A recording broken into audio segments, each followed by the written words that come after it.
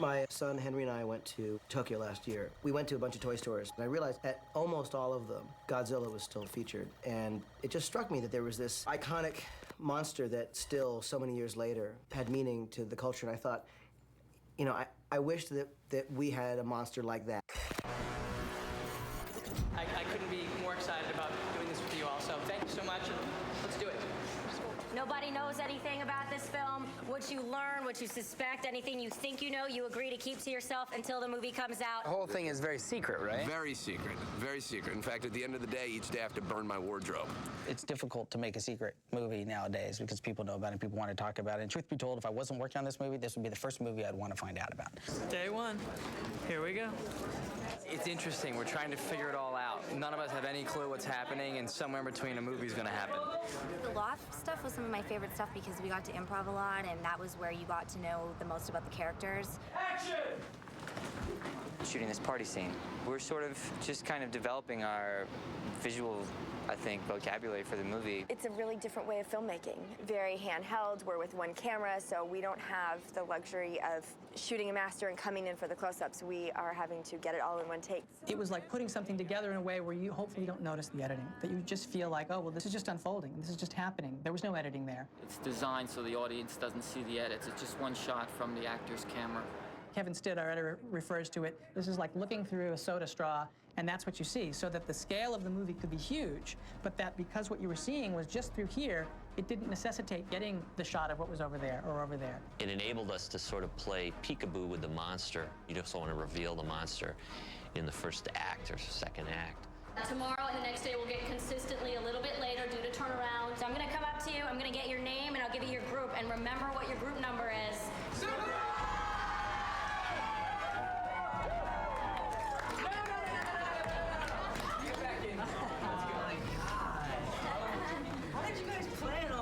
There's these great moments in the middle of the action where all of a sudden we have a flashback. Logically, there's been some sort of like mishap with the tape where it fast forwards a bit before it starts recording again, so you have these little inserts of what's being recorded over on the tape.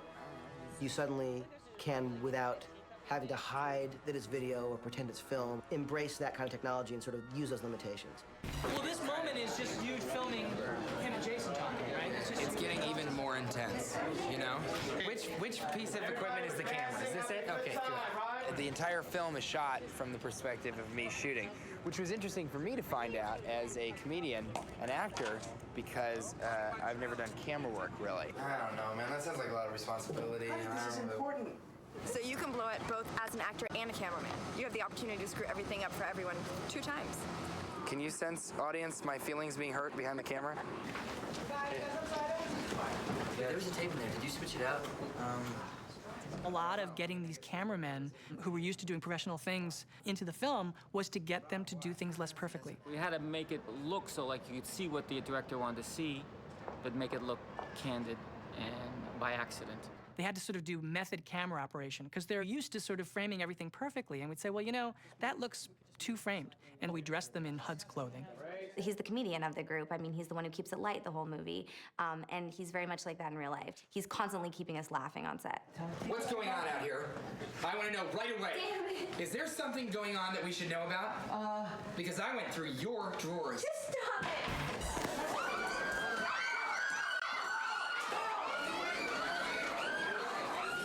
One of the things to me that was interesting about the film was the idea of anticipation, the idea of dread. And that was really what the whole movie was about, was how do these people react to an incredibly unexpected, dire, and desperate situation. There's this underlying fear that we all have every day that something else might happen at any moment. And to me, the idea of a monster movie, it allows people to experience that kind of fear safely. What is it? Is it coming this way?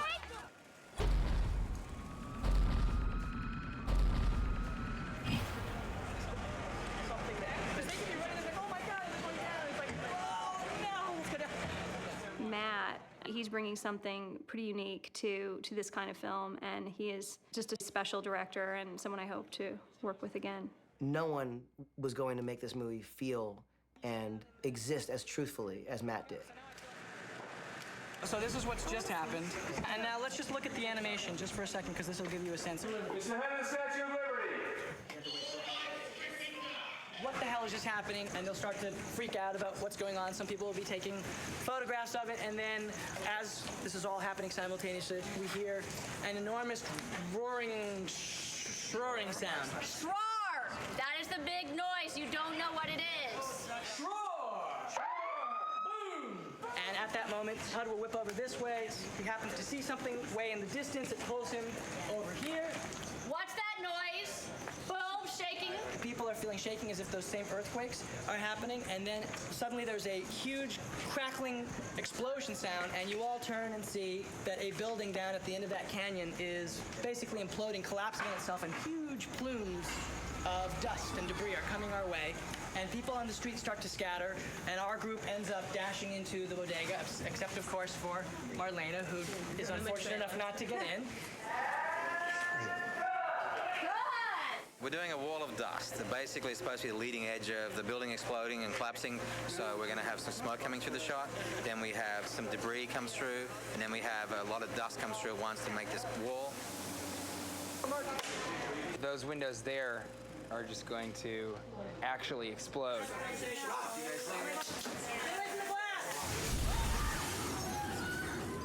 A lot of the extras and the actors also have to be completely covered in dust. What time is it right now? 4 a.m.? This is usually what I do around 4 a.m. on weeknights, so it's not really that odd for me. Yeah, do it! Just do it! Do you hose us off at the end of the day, too? Yes. Do you feel like the non-dust people are treating you differently? We've had some things We're just like you, you know? Like, the dust people are just like you. Yeah. Everybody's blood runs red. Thank you. All right. Okay. And back to work. What's great about working with JJ, for myself and what I find everyone who comes aboard, is that he's always kind of pushing everyone to do different things and to do things that you haven't seen before. Brian Burke is one of those rare producers that'll step in and he has great ideas. I step in, I step right out. You're fired. All right, guys, first position, guys. Is all the background that we were going to have over by the store there already? Some of them are already here. The looters are already kind of hanging. The architecture downtown LA looks just like New York on a grand total of 2 streets from 2 different angles and maybe an alley.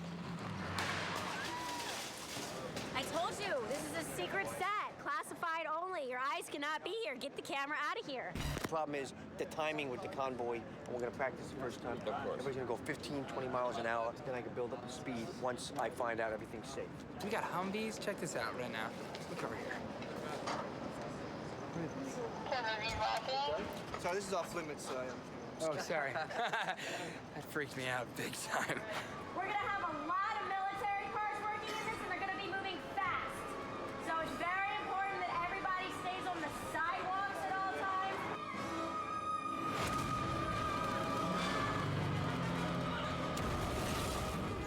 A lot of the research from this movie came from YouTube, looking at footage from 9/11, looking at amateur footage, and the chaos and messiness of those shots, and the alarming realness of that. There's a new sort of familiarity with that kind of panic video. Anything that sort of conveyed the feeling of what it was to be somebody actually documenting who's involved in the event. If a monster did indeed attack your city, it would be captured by the people who are living it. Any idea what's happening? I don't care. What do you mean? She's dying. Camera! We're in San Pedro, just south of Los Angeles, and we're shooting at this giant warehouse where they've built an entire subway platform and tunnel set. None of the subway was there. I mean, the only thing that was present in those subway platforms was the track, which was used years ago when ships would come into the San Pedro shipyard.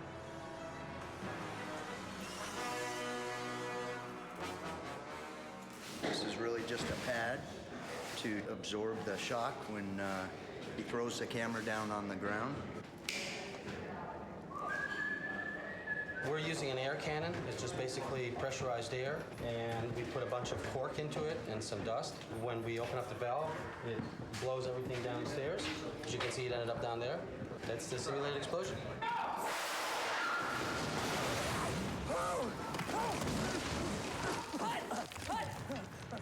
You okay, man? All right. One of the biggest challenges as an actor in this is maintaining a heightened level of fear and adrenaline. Part of it is just getting into a physical state where you're out of breath. I like jump rope or whatever. We run around to try to get into that place. That actually helps, just the simple thing of breathing hard. To walk in the tunnels? The tunnels were interesting. We did work with live rats, which also wasn't the funnest. But how can you prepare for rats? What we're doing today is training 20 rats to run in a group from point A to point B between these subway tracks. And we get them to run into these crates. We put a little light in the back of the boxes so they can find their way easily. And we put food and some Gatorade in there for them. There's supposed to be 2 actors in the scene. One of them is wearing an open-toed, high-heeled shoe, which is something we have to get the rats used to going past as well. What we're going to do is actually dirty them up just before we go to shoot with them so that they look like your typical sewer rat. Dude, look at all. It's New York. It's the subway. This is where we take cabs. They're all going in the same direction. I feel like you're running away. From what? One of the most exciting parts for me is just bringing something in front of a crew for the first time and just hearing everybody ooh and ah. Everybody wants to get their picture taken with it. It's awesome. We've gotten it done in just about 3 weeks, which is pretty fast for a creature this complex. So it's been a lot of late nights.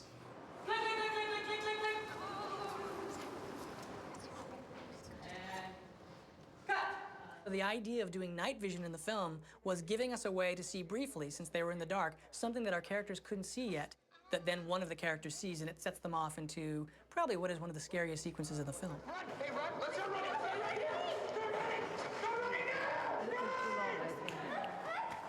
He added some shake in the earlier, and if we add some shake, I think it's going to be great. Yeah. We did that big parasite fight in the tunnels, and we completely did that reacting to nothing. I mean, there was nothing there. They brought puppeteers in, which I don't think they ended up using. A point to turn over. We got there, and we had all these shots planned out that would use the puppet, and the moment we started doing it, those shots looked kind of goofy. This was my genius idea. I thought this was going to work, magically. This was going to be the key, because it's going to be reality, to actually be touching them and dealing with them. And I would say about an hour into that, we're like, that's not going to work. But one of the things that it did do for us is that it showed them what the creature looked like and what it was like when the jaw would come snatching at their faces or at their legs, and they would see the claws and all of those things. So in that sense, it was a great acting tool. So you just have to pretend to hit him the whole time. So it's going to look a little something like this. Okay, ready? Okay. Ow! Ow! You don't have to. No, hold on. You don't hit it. You don't hit it. You hit above it. You hit just above it. Okay, let's do it again. Because they'll green screen it. Okay, one more time. Wait, ow! Wait a second. Hold on. No, just swing above it. You hit the inside of the thigh, though, and that's the part that hurts. The parasite's not actually there, see? So it doesn't. Yeah, but you're hitting my legs when you're doing it. You don't have to. Nothing's happening. They're using a computer! That's pretty great. Good work, guys! Get this camera out of here. This is a super secret movie. We cannot have cameras here. How many times do I have to tell you that? There's a lot of stuff that we're filming today and tomorrow and the next day that is seriously top secret. It's the bulk of the movie. It's the stuff that we really want to keep hidden from the public. So I need your help to help keep the secret. Show me your hands. Military, the Army has rolled into Manhattan to defend New York City. This is the main command center. It's a department store that you've taken over for yourselves. There's a whole triage unit. We have 50 military personnel, so we're preparing them for battle. Battle with what? That is the question of the day. They're just scratches. I didn't get bitten, I just got scratched. So, I mean, they probably look pretty bad, but they're minor. Action! Listen up, people! Rack 'em and pack 'em. We're Phantoms in 15.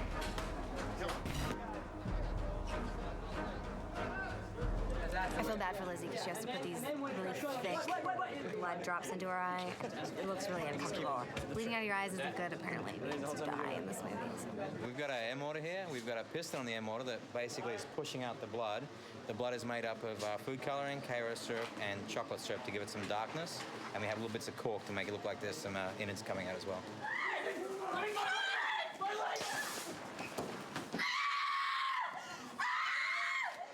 That's great.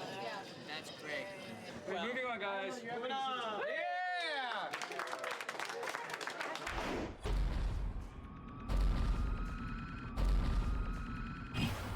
We're here at Warner Brothers, and we have dressed their New York street for our New York street. And looking down this direction, we have a blue screen, and we're gonna have a set extension that we'll actually see further down the street. The sequence is, we call it the crossfire, and our characters are kind of coming in between a battle that's happening between the military, which you've seen all over here, and these buildings up here, and Clover's off in the distance.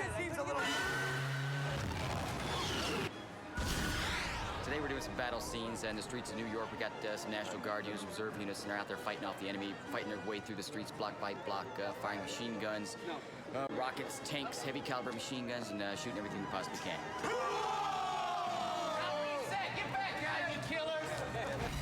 It was an already wrecked helicopter, and we knew kind of how we wanted the helicopter to be laid out and how it needed to be. It got really windy fast, so we ended up shooting inside the helicopter first, and then it calmed down at the end of the day, and we got our exterior shots. That was a really cool scene because it started out inside with a little, sort of handheld camera that Matt was operating that was supposedly dangling on the string, and then as he pulls Michael Stahl-David out, we switched it over to the Viper, and Chris Hayes was the operator, and he was pulling Michael, and the thing was just swinging, and then he had to take the camera and lift it off his head and have it put down, and then have HUD run in like he had done it. The 11th hour after everything was done, J.J. had the idea of actually seeing the monster, really seeing the monster up close in a short amount of time from scratch. We had not planned for it, we had shot nothing for it, no elements for it, and they made the shot. Suddenly, you really got to see the monster in a way that you rarely get to see a monster. Because of the single point of view, you can't see the monster as much as you normally would. And in fact, when you do, you can't do the 6 or 8 shots you would normally do in that scene. So suddenly you're limiting the amount of effects enormously. Okay. All right. Got it. Let's cut. And the monster eats me, and I die, And then we eat hamburgers. We're down here at Downey Studios. Today we're doing My Magnificent Death on the Brooklyn Bridge. That is not a Brooklyn Bridge, that's all green screen. I'm referencing all my past memories of New York right now. I actually have an entire mural painted, a 360-degree panning shot of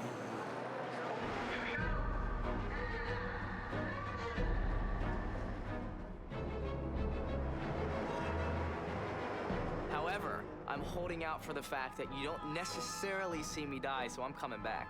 Jason's holding onto an I-beam somewhere, and he's gonna swim it.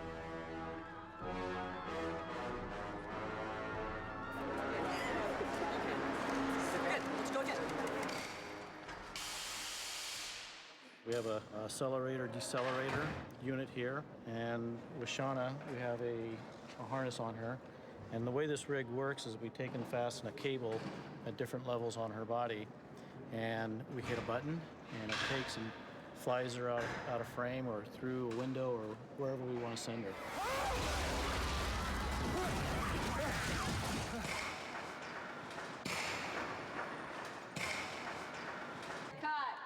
Very cool, Dan.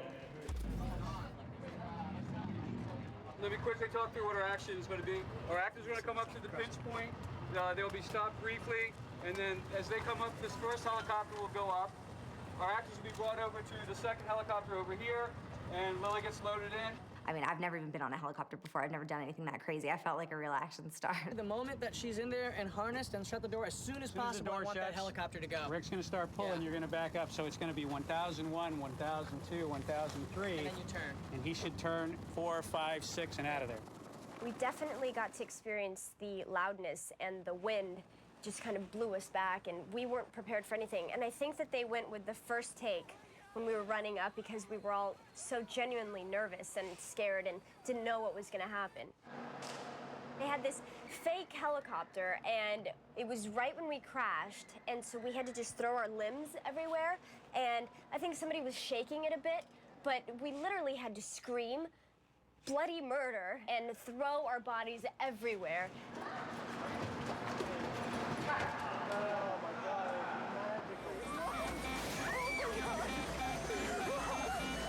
We're in Beth's apartment. Her whole building on Columbus Circle in New York has tilted over and crashed into the building next to it. The hallway down has a definite funhouse effect where at a certain point, everybody who comes here, no matter who it is, when they get to a certain part of this hallway, you almost fall over. Everybody said you need to be careful. You should walk up there first. You need to check it out because you will get dizzy. And I didn't believe them. I said, well, I'll be fine, I'll be fine. No, it was really crazy. And you really had to get used to it. I think a couple people had to take Dramamine because, you just get thrown off. You kind of get pulled into the apartment, and essentially there's an effect. If you had a marble, it would roll all the way down to where Beth is going to be trapped. One of our actresses is supposed to be impaled on a piece of rebar, which is this metal that's found in construction sites. We wanted her to be able to act but stay still as if she was actually pinned. So we basically molded a cover that goes over her. This goes on another plate on the ground. That's locked in. Now she can't move. The rebar is stationary, and she's very comfortable inside here. She's actually laying on a nice padded support structure in the back here. We did a second version of Marlena exploding because the first time it happened so fast that we wanted to try and slow it down. All you gotta do is die one more time because it didn't work the first time. It was so quick that you don't even realize it. And that was one of those fortunate situations where we did the pickup while we were still shooting. Like, if we had to go back down and re-ramp up and re-shoot it, it would have been significantly more difficult.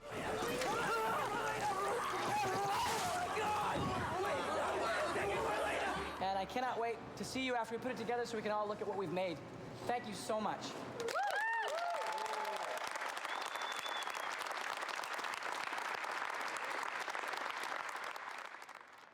Then we went to New York. We were sort of this scaled-down unit that went out there, and there was this kind of guerrilla excitement. And there was something about being on the streets of New York which sort of added a level of authenticity and excitement to the film. We've moved from Paramount backlot to the actual street, which we're on Orchard Street in New York, Lower East Side. Behind me is the bottom of a destroyed building, which visual effects will take from the top of my rubble up, and in the end will be a building that's been completely destroyed and knocked over. And we've been able to come in about 4 hours and give yourself a destroyed building. So kind of getting the fine art of destruction down. And now we only have 6 days to go. And I just hope when we're done that it feels like we shot the whole thing here. We keep having all these code fake titles, and the latest one, Cheese, we didn't even make through the day. We showed up and it was already leaked online, and people are showing up and they know that we're shooting Cheese. Somebody had an iPhone and they go, oh, look, we're already on the internet. And there were pictures of us filming from 10 minutes before. Are you guys excited about the film? Does anybody know what it is? I told them Cheese. Cheese. It's called Cheese.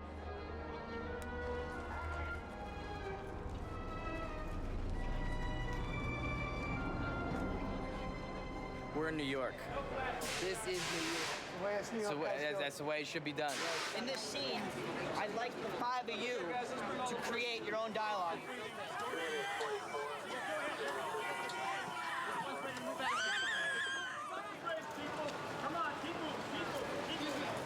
Officer, do you know what was that thing? What was it? You're not injured, you gotta keep moving, man. Let's go. Let's go, people, let's go.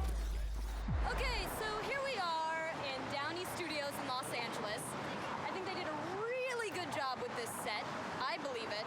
I hope that you believe it at home. DJ, do you believe it? It almost looks real to me. Almost. It feels real, like the wind. Some of the buildings feel too high. That's real Manhattan behind me. That's real Brooklyn over there. And this is not green screen. This is reality. This is the Brooklyn Bridge. We took our cameras on the bridge and we were able to get much more than we thought we were able to get.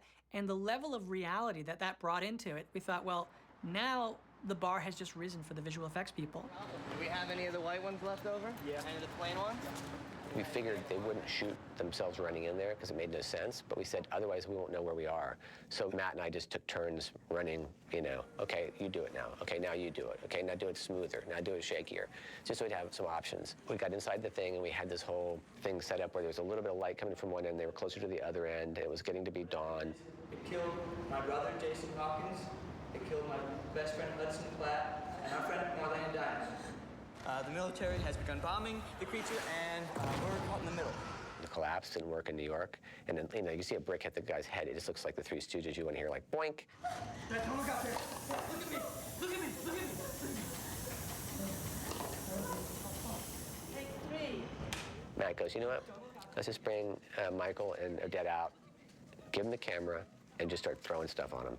And as the rubble started piling up, we had this daylight coming through the end of the tunnel, and the grips had built this big black that they pulled up from the top of the bridge, like the rubble was just covering them. Last hours of shooting. We're in Beth's apartment, for real, just off south side of the park. We had to come in this morning, take all the belongings of the owners out, bring our stuff in, dress it, be out by about 6 p.m. Came back about half an hour ago, and now we shoot. There they are. That's great. That's cool. This is great. All right. We got it? We got it. That's a wrap, gang. That's a wrap. From Principal Photography. Great work, everybody. That's a wrap. Oh, strange. Actually, it feels weird. But good. The first scene that we shot of Principal was the last scene in the movie. This is our last day, and we just shot the very first scene.